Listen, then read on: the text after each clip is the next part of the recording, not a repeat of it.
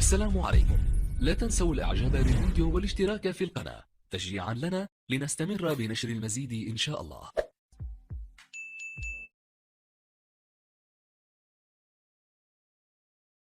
في الدقيقة 93 من مباراة طلائع الجيش ضد أهلي طرابلس الليبي في البطولة العربية، أطلقت بعض الجماهير الليبية الألعاب النارية الشماريخ تجاه حارس مرمى طلائع الجيش محمد شعبان.